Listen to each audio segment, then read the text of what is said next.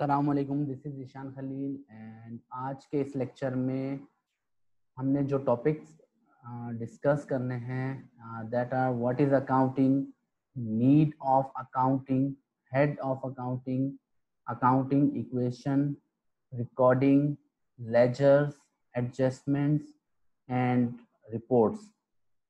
तो सबसे पहले हम बात करते हैं what is accounting. So accounting is a language of business. First of all, accounting is a language of business. अगर आपको ये लैंग्वेज आती होगी तो आप अकाउंटिंग की जो इंफॉर्मेशन है, जो कि रिपोर्ट्स होती हैं या फिर जो अकाउंटिंग की रिकॉर्डिंग होती है, आप उसको ना सिर्फ रीड कर सकते हैं बल्कि आप जो है वो अकाउंटिंग परफॉर्म भी कर सकते हैं। बट अगर आप इस लैंग्वेज से अवेयर नहीं हैं सो दैट आप जो है वो सिंपली जो है वो ना तो रिकॉर्डिंग कर सकते हैं, मीन्स ना तो अकाउंटिंग परफॉर्म कर सकते हैं और ना ही अकाउंटिंग इंफॉर्मेशन को रीड कर सकते हैं। Then accounting is an art of recording, classifying, summarising, reporting, analysing, interpreting business transaction. साथ ही साथ अकाउंटिंग एक आर्ट है जिसमें आप बिजनेस की एक्टिविटीज को रिकॉर्ड करना सीखते हैं। एक बिजनेस डेली बेसिस पे कई तरह की एक्टिविटीज कर रहा होता है, लाइक सेल्स, परचेज, एम्प्लॉयज को सैलरी देना, सप्लायर्स को पेमेंट करना, एक्सपेंसेस जो है पे करना, लाइक यूटिलिटीज हो गई, फूड वगैरह के लिए, और इसके अलावा रेंट हो गया। ये तमाम एक्सपेंसेस हैं, ये पे करना। ये सारी एक्टिविटीज एक बिजनेस परफॉर्म कर रहा होता है, तो हमें जो है इसको रिकॉर्ड करना होता है। तो यहाँ पर हमें जो है एक चीज और पता होनी चाहिए कि एक्टिविटीज दो तरह की होती हैं। नंबर वन जिसको हम कहते हैं ट्रांजैक्शन, एंड नंबर टू जिसको हम कहते हैं इवेंट। तो ट्रांजैक्शन मीन्स ऐसी एक्टिविटीज जिसमें एक्सचेंज ऑफ वैल्यू हो, यानी कि जिसमें कोई मॉनेटरी वैल्यू का एक्सचेंज हो रहा हो, हम कोई चीज दे रहे हो और उसके बदले में कोई चीज ले रहे हो। फॉर एग्जांपल एम्प्लॉइज जो है वो होल मंथ हमारे लिए काम करते हैं और हम जो है उनको उसके इवज में जो है वो सैलरी देते हैं। उनकी सर्विसेज लेते हैं और सैलरी देते हैं। इसी तरह हम यूटिलिटीज का इस्तेमाल करते हैं, लाइक इलेक्ट्रिसिटी, एंड देन जब उसका बिल आता है तो हम उसकी पेमेंट करते हैं। यहाँ पर भी हम सर्विस ले रहे हैं और उसके अगेंस्ट पेमेंट कर रहे हैं। अगर हम कोई परचेज करने जाते हैं, कोई भी चीज़, कोई भी प्रोडक्ट, तो हमें वो प्रोडक्ट जो है वो मिल जाती है और हम उसके बदले में कैश दे देते हैं। Exchange of values is called transaction. On the other hand event होता है, इवेंट में मॉनेटरी वैल्यूज शामिल नहीं होती, एक्सचेंज ऑफ वैल्यूज नहीं होता। फॉर सपोज अगर मैं अपने सप्लायर को जो है वो एक ऑर्डर देता हूँ, कुछ परचेज करना है मुझे, मैं उसके लिए उसको ऑर्डर देता हूँ, तो अभी तक ना तो मैंने कोई प्रोडक्ट रिसीव किया, ना ही मैंने अपने सप्लायर को पेमेंट दिया, ना ही फ्यूचर में देने का प्रॉमिस है। यहाँ पर कोई एक्टिविटी तो परफॉर्म हुई है लेकिन यहाँ पर कोई जो है वो एक्सचेंज ऑफ वैल्यूज नहीं हुआ। बेसिकली ये इवेंट है। इवेंट को हम रिकॉर्ड नहीं करते, ट्रांजैक्शन को हम रिकॉर्ड करते हैं। हमें रिकॉर्डिंग में ऐसी ट्रांजैक्शन को रिकॉर्ड करना है जिनमें एक्सचेंज ऑफ वैल्यू हो या फिर फ्यूचर में जो है वो वैल्यूज की डिलीवरी का प्रॉमिस हो। बट एक्सचेंज ऑफ वैल्यू होगा तो रिकॉर्ड करेंगे, अदरवाइज रिकॉर्ड नहीं करेंगे। अब ये रिकॉर्ड कैसे करना है, किस लेजर में करना है, किस तरह से करना है, उसका प्रोसीजर क्या होगा, मेथड क्या होगा, तो ये पूरा एक आर्ट है रिकॉर्डिंग करना। रिकॉर्ड करने के बाद क्योंकि आपने देखा कि सैकड़ों तरह की एक्टिविटीज हैं जो कि हमें रिकॉर्ड करनी है, वो सब हमने एक ही जो है वो रजिस्टर में रिकॉर्ड करनी है, एक ही book of account, first book of account जैसे हम कहते हैं, जनरल जर्नल, उसमें हम रिकॉर्ड करते हैं। यानी कि सैलरीज भी वही रिकॉर्ड होती हैं, सेल्स परचेज भी वही रिकॉर्ड हो रही है और बाकी तमाम ट्रांजैक्शन भी। अब ऐसे में अगर किसी एक खास ट्रांजैक्शन, खास अकाउंट की ट्रांजैक्शन को अगर हमें देखना हो तो वो थोड़ा सा मुश्किल हो जाता है, क्योंकि इतनी ज्यादा ट्रांजैक्शन में उस एक सिंगल अकाउंट को ट्रैक करना is very difficult. That's why हमारे पास सेकंड स्टेप पे क्लासिफाइंग आता है, जिसमें हम हर अकाउंट को सेपरेट कर देते हैं, लेजर्स बनाते हैं। हर अकाउंट का एक सेपरेट लेजर बन जाता है और उस अकाउंट में जस्ट उसकी जो ट्रांजैक्शन है वो हम पोस्ट कर देते हैं, और ये पोस्टिंग हम जनरल से देख के करते हैं।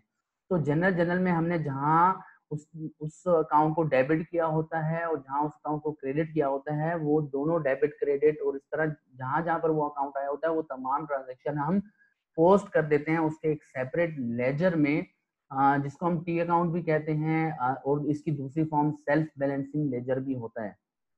तो हम उस लेजर में इसको पोस्ट करते हैं और उसके थ्रू हम जो है उस अकाउंट का एंडिंग बैलेंस कैलकुलेट करते हैं थर्ड स्टेप पे, जिसको हम बोलते हैं समराइजिंग। तो रिकॉर्डिंग में रिकॉर्ड करते हैं, क्लासिफाइंग में हर अकाउंट का अलग अलग लेजर बनाते हैं, समराइजिंग में हम क्या करते हैं उसका एंडिंग बैलेंस कैलकुलेट कर लेते हैं। इसी तरह जब हर अकाउंट का एंडिंग बैलेंस हमारे पास आ जाता है तो फिर हम रिपोर्टिंग की तरफ जाते हैं। हम फर्स्ट रिपोर्ट बनाते हैं जिसको हम कहते हैं ट्रायल बैलेंस। ठीक है, तो ट्रायल बैलेंस में तमाम अकाउंट्स के नेम आ जाते हैं और उनके जो एंडिंग बैलेंसेस हैं वो आ जाते हैं। जिसका डेबिट में होता है वो डेबिट में, और जिसका क्रेडिट में होता है वो क्रेडिट में। तो फर्स्ट रिपोर्ट हमारी बन जाती है जो है जिसको हम ट्रायल बैलेंस कहते हैं। देन ट्रायल बैलेंस के बाद जो है वो हम फर्दर रिपोर्ट्स बनाते हैं, इनकम स्टेटमेंट बनाते हैं, बैलेंस शीट बनाते हैं, कैश फ्लो स्टेटमेंट होती है, स्टेटमेंट ऑफ रिटेल अर्निंग होती है, statement of share holder equity होती है। तो ये सारी हमारे पास जो है वो फर्दर रिपोर्ट्स होती हैं। जब रिपोर्ट्स हमारे पास आती हैं तो रिपोर्ट्स बेसिकली इंफॉर्मेशन होती हैं। जो हम रिकॉर्ड करते हैं वो रॉ डेटा होता है, फिर इस रॉ डेटा को हम मीनिंगफुल इंफॉर्मेशन में कन्वर्ट करते हैं थ्रू ये सारा प्रोसेस।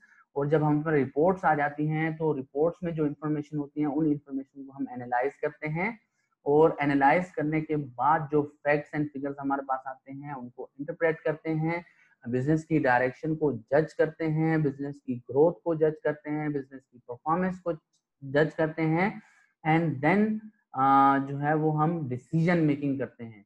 तो बेसिकली अकाउंटिंग इंफॉर्मेशन क्या करती हैं कि वो हमें डिसीजन मेकिंग में सपोर्ट करती हैं। सो हमारा सेकंड जो टॉपिक था that was need of accounting. तो कोई अगर हमसे पूछे कि भाई हम क्यों अकाउंटिंग परफॉर्म करें, what is the need behind accounting, तो नीड ये है कि डिसीजन मेकिंग के लिए हमें इंफॉर्मेशन चाहिए होती है और अकाउंटिंग हमें वो इंफॉर्मेशन प्रोवाइड करता है जिसको बेस बना के हम डिसीजन मेकिंग कर सकते हैं।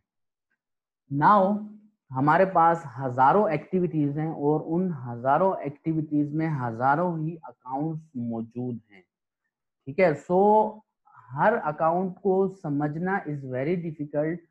सो अकाउंटिंग ने क्या किया है कि कंसाइज करके जितने भी अकाउंट हैं उन तमाम अकाउंट्स की नेचर को 5 अकाउंट्स में कन्वर्ट कर लिया है जिसको हम बोलते हैं head of accounts.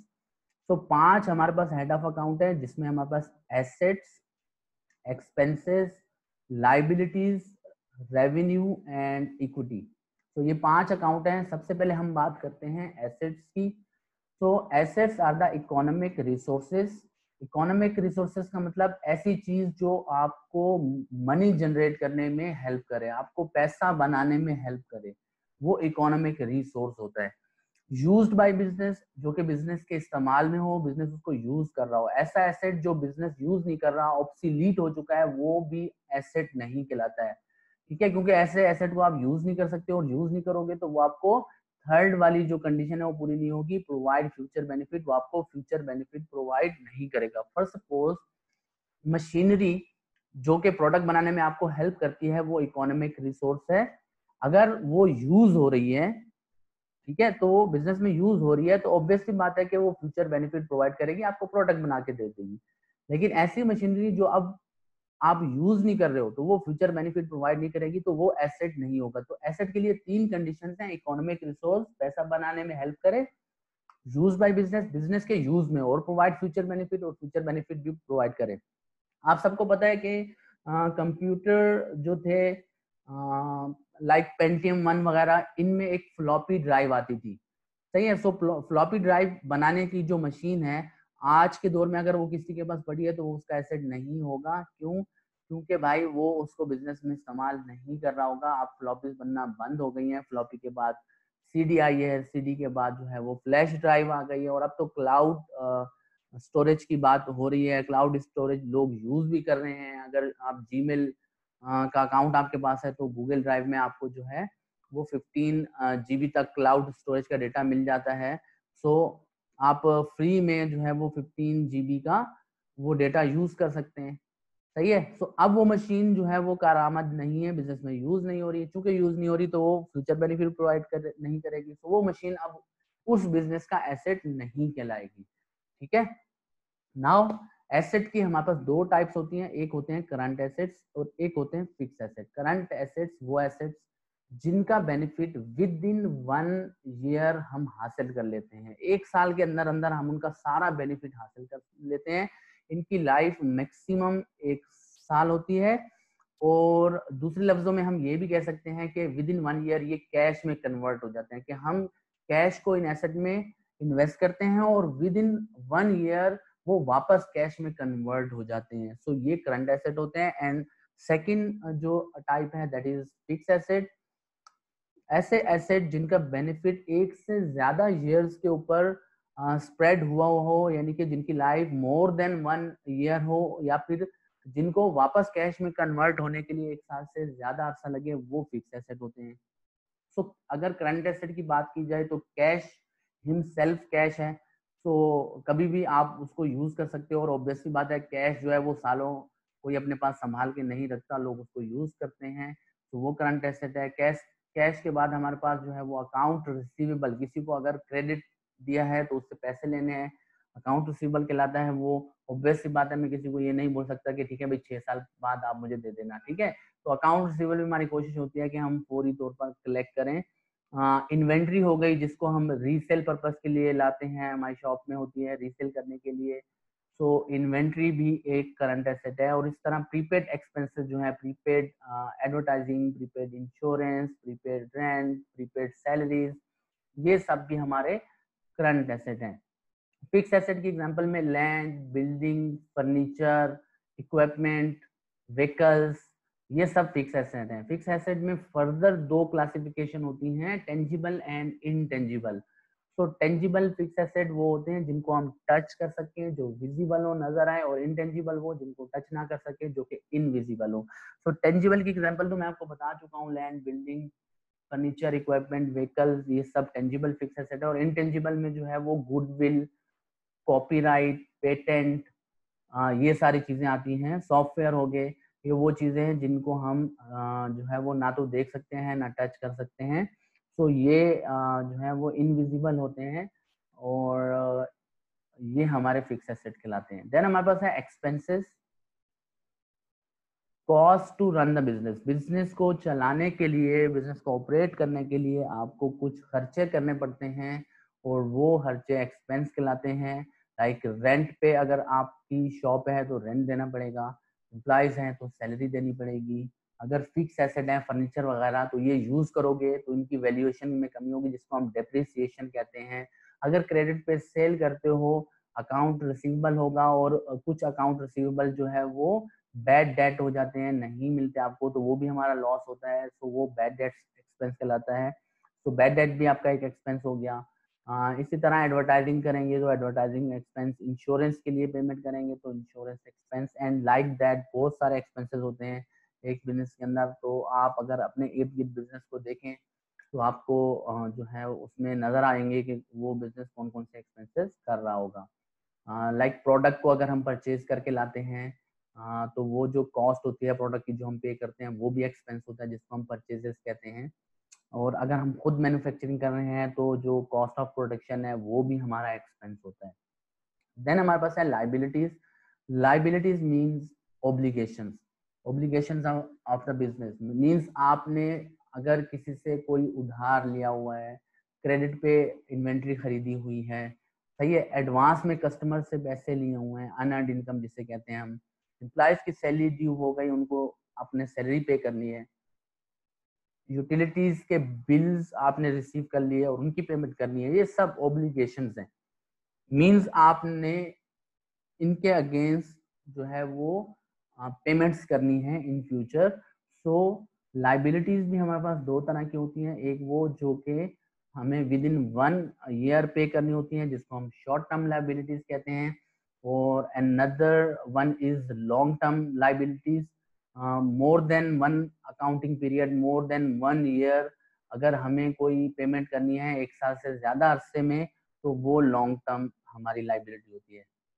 So current liabilities की एग्जांपल में आपके पास salaries payable, bills payable, unearned income, notes payable और बैंक ओवरड्राफ्ट, ये सब शॉर्ट टर्म है, ये आपको जो है वो विद इन 1 ईयर पे करनी होती हैं। लॉन्ग टर्म में बैंक लोन हो गया, लीज हो गया, मॉर्गेज हो गया, ये जो है बेसिकली लॉन्ग टर्म की एग्जांपल है। देन रेवेन्यू है इनकम अर्न बाय बिजनेस, एक पूरे साल में सेल करके या सर्विस प्रोवाइड करके आप जो भी रेवेन्यू अर्न करते हो, जो भी इनकम अर्न करते हो, वो आपका रेवेन्यू कहलाता है या इनकम कहलाता है। So last one is equity, share of owners in business. तो एक ओनर जो बिजनेस में इन्वेस्टमेंट करता है तो उसका जो शेयर होता है उस बिजनेस में वो इक्विटी कहलाता है। इसको हम कैपिटल भी बोलते हैं, यानी कि ओनर की जो इन्वेस्टमेंट होती है वो कैपिटल या फिर इक्विटी कहलाती है। सो जितने भी अकाउंट्स हैं उनकी नेचर इन 5 में से कोई एक होगी, यानी कि या तो वो अकाउंट एसेट होगा या एक्सपेंस होगा, या लाइबिलिटी होगा, या फिर रेवेन्यू होगा, या फिर इक्विटी होगा। तो आपको जो है अकाउंट्स की नेचर मालूम होनी चाहिए। उसके लिए आप जो है वो चार्ट ऑफ अकाउंट रीड करें, सर्विस बिजनेस का, ट्रेडिंग बिजनेस का, और जो है वो मैन्युफैक्चरिंग बिजनेस का। आप सिंपल गूगल पे जाएं, chart of account for a services business type करें और आप रीड करें कि एक सर्विस बिजनेस में कौन कौन से अकाउंट्स होते हैं, उनकी नेचर क्या होती है। तो ये आप जैसे जैसे इसकी प्रैक्टिस करते जाएंगे तो एक टाइम ऐसा आएगा कि आपको मोस्टली अकाउंट्स की नेचर पता चल जाएगी। और रिकॉर्डिंग के लिए पहली चीज, मोस्ट इंपॉर्टेंट चीज कि आपको अकाउंट की नेचर पता होनी चाहिए, अदरवाइज आप रिकॉर्डिंग नहीं कर सकते। देन हमारे पास है accounting equation, assets always equal to liability plus capital. तो ये अकाउंटिंग इक्वेशन है। एसेट्स जो कि इकोनॉमिक रिसोर्सेज होते हैं, लाइक मैंने बताया आपको, cash, account receivable, inventory, prepaid, ये करंट एसेट होते हैं। और फिक्स एसेट में land, building, furniture, equipment, vehicle etcetera, ये फिक्स एसेट होते हैं। तो एक बिजनेस में जितने भी एसेट्स होते हैं वो खरीदे होते हैं हमने, ठीक है, परचेज किए होते हैं। तो एसेट जो हम डेवलप करते हैं, उन एसेट को परचेज करने के लिए हमारे पास पैसे कहाँ से आते हैं? तो एसेट्स आर द रिसोर्सेज। तो एसेट को परचेज करने का सोर्स क्या है भाई? तो सोर्स यह है कि या तो ओनर अपने पैसे इन्वेस्ट करेगा इन एसेट में, या फिर किसी से लोन लेके इन्वेस्ट करेगा। तो हमेशा जितने भी एसेट एक बिजनेस में होंगे तो वो इन दोनों का कॉम्बिनेशन होंगे। तो अगर हम देखें कि हमारे पास 1 लाख के एसेट्स हैं तो 70,000 ओनर ने इन्वेस्ट किया है, यानी ओनर ने अपने पास से इन्वेस्ट किया है, तो 30,000 जो है वो दूसरों का पैसा है जो हमारे एसेट्स में इन्वेस्ट है। सो जो है इन दोनों को अगर हम ऐड करें तो ये भी 1 लाख होता है। तो ये 1 लाख के फंड्स हैं जो कि हमने अपने एसेट में इन्वेस्ट किए हुए हैं। तो ये हमारी अकाउंटिंग इक्वेशन होती है। देन हमारे पास जो है वो है जनरल जर्नल। जो रिकॉर्डिंग हम करते हैं, ये फर्स्ट बुक ऑफ अकाउंटिंग भी कहलाती है। इसमें हम रिकॉर्डिंग करते हैं, और रिकॉर्डिंग करने का जो है वो एक खास मेथड होता है जो कि बेसिक अकाउंटिंग में ऑब्वियस बात है मैं एक्सप्लेन करूंगा। और जिन लोगों ने ऑलरेडी अकाउंटिंग पढ़ी है उनको पता है कि एक जर्नल एंट्री किस तरह से रिकॉर्ड होती है। तो सबसे पहले हम उस ट्रांजेक्शन में, उस जर्नल एंट्री में जो भी अकाउंट्स इन्वॉल्व होते हैं वो निकालते हैं।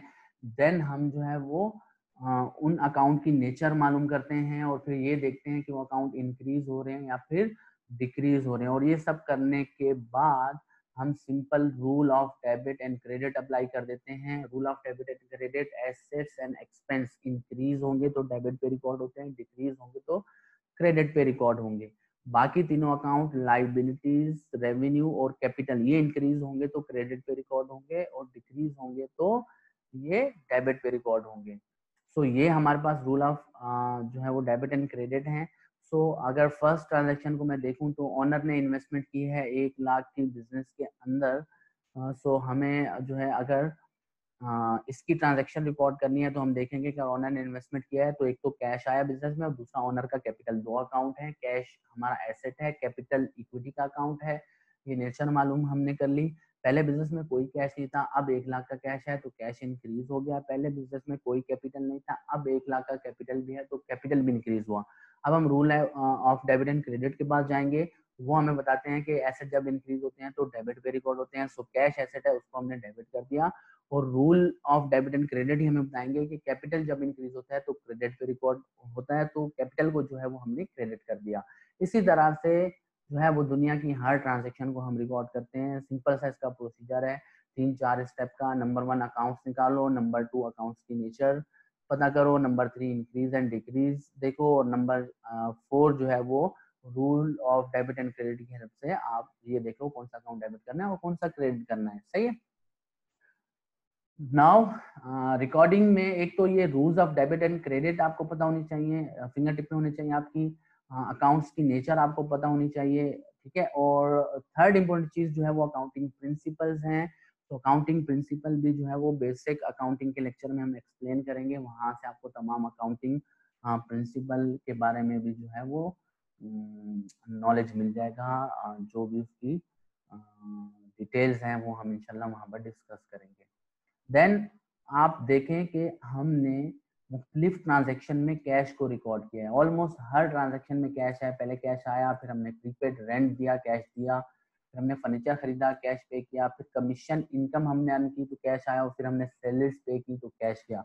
अब स्टार्ट में तो हमारे पास कैश 1 लाख था, बट यहाँ पर एंड में कैश कितना है अभी नहीं पता। चले ये तो 4-5 ट्रांजेक्शन है, अगर इनको कैलकुलेट करने के लिए बोला जाएगा तो आप सिंपल कैलकुलेटर से 2 मिनट में निकाल लेंगे। बट अगर ऐसी हजारों ट्रांजेक्शन है और तब ये क्वेश्चन किया जाए कि बताओ ओपनिंग में कैश 1 लाख है, एंडिंग में कितना है, तो आप नहीं बता सकेंगे। सही, उसके लिए हमें क्या करना पड़ेगा, इसमें से हर अकाउंट का एक सेपरेट लेजर बनाना पड़ेगा, जिसको हम कहते हैं सेल्फ बैलेंसिंग लेजर या फिर टी अकाउंट। 2 तरीके से होता है। सो लेजर कैसे बनते हैं यहाँ पर हमने बनाकर आपको दिखाया है। सबसे पहले ये भी कैश का लेजर है और ये भी कैश का लेजर है, इसको हम टी अकाउंट फॉर्म बोलते हैं, और ये सेल्फ बैलेंसिंग फॉर्म है।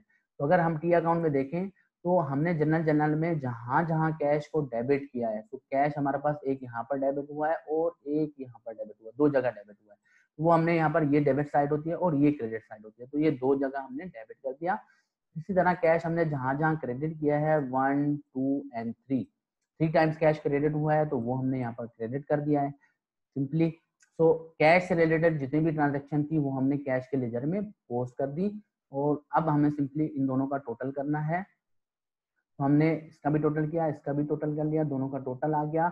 नाउ इस तरफ ज्यादा है और इस तरफ हमारे पास कम है, तो हम क्या करेंगे, यहाँ पर एक ये वाली लाइन ब्लैंक छोड़ देंगे, और यहाँ पर क्लोजिंग लाइन इसको कहते हैं। क्लोजिंग लाइन लगा के जो इन दोनों में से ज्यादा है 14,000 और 1,08,000 वो हमने दोनों तरफ लिख देना है।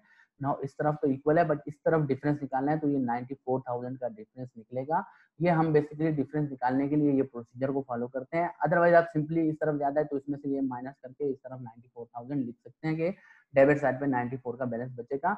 बट एक जो अकाउंटिंग में प्रॉपर प्रोसीजर है जिसको हम कहते हैं फुटिंग, ठीक है, फुटिंग एंड बैलेंसिंग। तो ये फुटिंग एंड बैलेंसिंग कहलाता है। तो प्रॉपर उसका तरीकाकार ये है कि आप इस तरह जो है वो अपोजिट साइड पे बैलेंस निकालो, और फिर आप जो है इस साइड पे ज्यादा हो वहां पर लाकर जो है वो balance brought down, balance carried forward and balance brought down, ये आपने सिंपली क्या करना है, लिख देना है।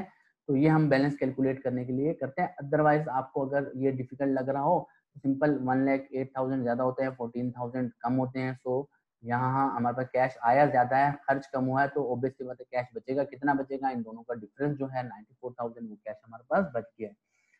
दूसरी इसकी फॉर्म होती है जिसको हम सेल्फ बैलेंसिंग फॉर्म बोलते हैं। ओपनिंग बैलेंस 0 था, देन कैपिटल से 1 लाख आए तो यहाँ पर डेबिट हो गया, तो जब डेबिट होगा प्लस हो जाएगा, जब क्रेडिट होगा माइनस हो जाएगा, ठीक है। तो एसेट का अकाउंट ऐसे बनता है। देन प्रीपेड रेंट पेमेंट किया है तो लाख में से 5,000 चले गए, 95,000 आ गए। फिर फर्नीचर खरीदा 6,000 का, मजीद माइनस हो गए 89,000 हो गए। फिर 8,000 कमीशन इनकम से ऐड होके 97 हो गए, और 3,000 पेमेंट किए। जब पेमेंट करेंगे लेस होगा, और जब रिसीव करेंगे तो ऐड हो जाएगा सिंपली। तो यहाँ पर सेल्फ बैलेंसिंग से मुराद ये है कि हर ट्रांजेक्शन के बाद आपके पास बैलेंस आ जाता है, जबकि यहाँ पर ऐसा नहीं हो रहा था। यहाँ पर हमने सारी ट्रांजेक्शन पोस्ट करने के बाद एंडिंग बैलेंस कैलकुलेट किया, यहाँ पर हर ट्रांजेक्शन के बाद आपके पास बैलेंस आ रहा है। तो ये 2 टाइप होती हैं, सेल्फ बैलेंसिंग लेजर भी बना सकते हैं और टी अकाउंट, बट ज्यादातर हम जो है वो टी अकाउंट यूज करते हैं एकेडमिक पर्पस के लिए हम टी अकाउंट का इस्तेमाल करते हैं, बट ये जो है अकाउंटिंग सॉफ्टवेयर वगैरह जो होते हैं उसमें सेल्फ बैलेंसिंग लेजर होता है, और प्रोफेशनली जब आप वर्क करने जाएंगे तो वहाँ पर टी अकाउंट्स नहीं होते हैं, वहाँ पर सेल्फ बैलेंसिंग लेजर होते हैं। तो दैट्स वाई मैंने दोनों बता दिए ताकि आपको पता हो। देन अब हमारे पास 94,000 कैश का एंडिंग बैलेंस आ गया और वो डेबिट में है, सही है। तो अब इसी तरह हर अकाउंट के बैलेंसेस निकालेंगे, बाकियों के इस वजह से नहीं निकाल रहा हूँ कि वो सिंगल टाइम में कैपिटल एक ही दफा क्रेडिट हुआ है तो क्रेडिट में 1 लाख का बैलेंस है, सही। आप चाहें तो बना भी सकते हैं और आगे चल के आप इसको प्रैक्टिस भी करना। सो अब हमें एक रिपोर्ट बनानी है जिसको हम बोलते हैं ट्रायल बैलेंस। तो ट्रायल बैलेंस में हम देखें कि कैश जो है वो 94,000 कैश सिंपल लिखा और उसका एंडिंग बैलेंस डेबिट में हमने लिख दिया 94,000, कैपिटल लिखा और उसका एंडिंग बैलेंस क्रेडिट में हमने लिख दिया 1 लाख, और बाकी सारे अकाउंट्स के भी जो हमने यहाँ पर जनरल में यूज किए हैं वो उनके बैलेंसेस भी हमने यहाँ पर लिख दिए, ट्रायल बैलेंस में लिख दिए। तो सिंपली सबके बैलेंसेस हमने यहाँ पर प्रेजेंट करने हैं ट्रायल बैलेंस में और टोटल करना है। तो इसका नाम ट्रायल बैलेंस इसलिए क्योंकि हम यहाँ पर डेबिट और क्रेडिट का ट्रायल करते हैं, दोनों के टोटल इक्वल होने चाहिए। क्यों? क्योंकि हमारे पास एक प्रिंसिपल होता है डुअल एस्पेक्ट अकाउंटिंग प्रिंसिपल, जिसको डबल एंट्री प्रिंसिपल भी कहते हैं। तो उसमें हम ये कहते हैं कि हर डेबिट का इक्वल क्रेडिट होता है। मीन्स दैट कि एक ट्रांजेक्शन हम जो रिकॉर्ड करते हैं, एक जनरल एंट्री जो हम रिकॉर्ड करते हैं उसमें जितनी वैल्यू डेबिट होती है उतनी ही वैल्यू क्रेडिट होता है, दोनों में कोई डिफरेंस नहीं होता। क्योंकि यहाँ पर डेबिट और क्रेडिट की वैल्यूज इक्वल है तो ऑब्वियस सी बात है कि आपका ट्रायल बैलेंस भी डेबिट और क्रेडिट का टोटल इक्वल ही आना चाहिए। सो ट्रायल बैलेंस हमारी फर्स्ट रिपोर्ट है। उसके बाद हम इसको फर्दर प्रोसेस करते हैं। अगर कुछ एडजस्टमेंट होती हैं तो वो हम करते हैं। फॉर सपोज हो सकता है कि कोई इलेक्ट्रिसिटी बिल हमने रिसीव किया हो और वो रिकॉर्ड ना हुआ हो, मे बी किसी की सैलरी ड्यू हो गई हो वो रिकॉर्ड ना हुई हो, मे बी कोई प्रीपेड एक्सपेंस हमने पे किया, फॉर सपोज जैसे ये रेंट हमने पे किया था तो तब तो एडवांस था लेकिन अब हम यूज कर चुके हैं, मंथ एंड पे हम इसको यूज कर चुके हैं तो अब ये एडवांस नहीं, अब ये एक्सपेंस आउट हो गया है तो इसको एक्सपेंस में जाना चाहिए, यहाँ प्रीपेड रेंट से हट जाना चाहिए। तो ऐसी एडजस्टमेंट हम करते हैं ताकि जब हम final reporting income statement balance sheet calculate करें तुम्हारे जो फाइनेंशियल्स हैं वो हमारे बिजनेस की ट्रू पिक्चर पेश कर रहे हो, उसमें कोई फॉल्स इन्फॉर्मेशन ना हो। सो ये सब एडजस्टमेंट करने के बाद देन हम इनकम स्टेटमेंट बनाते हैं। इनकम स्टेटमेंट सिंपली आपका रेवेन्यू में से तमाम एक्सपेंसेस को माइनस करके प्रॉफिट निकाल लेना, सिंपल। तो यहाँ पर हम देखेंगे सेल्स हमारी 70,000 और ये जो हमने प्रोडक्ट सेल किया है उसको हम कितने का परचेज करके लाए थे उसको बोलते हैं कॉस्ट ऑफ सेल, ठीक है। जो हमने पेमेंट की है उस प्रोडक्ट के अगेंस्ट दैट वाज 25,000। तो 70,000 की चीज हमने बेची है, हम खुद उसको 25,000 का खरीद के लाए थे, तो हमारा ग्रॉस प्रॉफिट 45,000 है। ग्रॉस प्रॉफिट इसलिए कि हमारा फाइनल प्रॉफिट नहीं है। इसको सेल करने के लिए हमने फर्दर भी एक्सपेंस किए जिनको हम ऑपरेटिंग एक्सपेंसेस बोलते हैं। तो ऑपरेटिंग एक्सपेंसेस 23,000 के लाइक रेंट एक्सपेंस और इस तरह के बाकी जो एक्सपेंस हैं, यूटिलिटीज हो गई, रेंट हो गया, सैलरीज हो गई, ये सारे ऑपरेटिंग एक्सपेंसेस होते हैं। तो ये हमने पे किए, तो 45 में से ये भी हम माइनस करेंगे तो फाइनल जो हमारा नेट इनकम आ गया 22,000। इसके बाद फर्दर आप इसके ऊपर टैक्स पे करते हो तो वो टैक्स फिर इससे माइनस होता है और आफ्टर टैक्स इनकम जो है वो हमारी कंप्यूट होके आ जाती है। सो ये इनकम स्टेटमेंट कहलाती है। सिंपली रेवेन्यू में से, इनकम में से सारे एक्सपेंसेस को माइनस करना है और नेट प्रॉफिट कंप्यूट करना है। देन हमारे पास है बैलेंस शीट। बैलेंस शीट आपकी जो बिजनेस है उसकी हेल्थ है, ठीक है। बिजनेस की जो हेल्थ है उसको रिप्रेजेंट करती है, बिजनेस की जो वर्थ है उसको रिप्रेजेंट करती है। बैलेंस शीट में हम ये बताते हैं कि हमारे बिजनेस में कितने एसेट्स हैं और उन एसेट्स में फाइनेंसिंग हमारे पास कहाँ से आई है। तो हमने अकाउंटिंग इक्वेशन में पढ़ा था और बैलेंस शीट अकाउंटिंग इक्वेशन की बेस पे बनती है कि हमारे पास एक तरफ एसेट्स होते हैं और दूसरी तरफ लाइबिलिटीज और कैपिटल होते हैं। तो लाइबिलिटीज में हमारे पास दो टाइप्स थी, ठीक है, short term long term. Asset में दो टाइप्स थी, करंट एसेट और फिक्स एसेट। सो यहाँ पर जो है आप देखें करंट एसेट 50,000 है, फिक्स एसेट हमारे पास 1,50,000, टोटल जो है वो 200,000 हमारे पास एसेट्स में इन्वेस्ट है। और ये 200,000 हमारे पास कहाँ से हैं? इक्विटी 1,10,000 की है और लाइबिलिटीज हमारे पास जो है वो लॉन्ग टर्म 70,000 की, शॉर्ट टर्म 20,000 की। सो 90,000 एंड 1,10,000 2 लाख। तो हमारी बैलेंस शीट के टोटल्स भी हमेशा इक्वल होंगे। ये साइड डेबिट होती है और ये साइड क्रेडिट होती है, यानी कि एसेट्स जो है वो उनकी नेचर डेबिट है, और जो ये दो अकाउंट है आपके लाइबिलिटी और इक्विटी, इनकी नेचर जो है वो क्रेडिट है। सो ये बैलेंस शीट का फॉर्मेट है। ये 2 लाख के जो हमारे एसेट है, इन्वेस्टमेंट जो है वो यहाँ से आई है, ये हमारी बैलेंस शीट रिप्रेजेंट करती है। अब यहाँ पर इम्पोर्टेंट चीज कुछ और भी है कि जैसे ये करंट एसेट है, इनकी जो लाइफ है वो 1 ईयर है। सो हम कभी भी लॉन्ग टर्म लाइबिलिटी को करंट एसेट में इन्वेस्ट नहीं करते, ठीक है। लॉन्ग टर्म लाइबिलिटी के ऊपर हमें एक इंटरेस्ट पे करना होता है, हैवी इंटरेस्ट पे करना होता है, तो हम इनको ऐसे एसेट्स में इन्वेस्ट करते हैं जिनका रिटर्न ज्यादा होता है, ताकि हम वो इंटरेस्ट को पे कर सकें और खुद भी कुछ बचा सकें।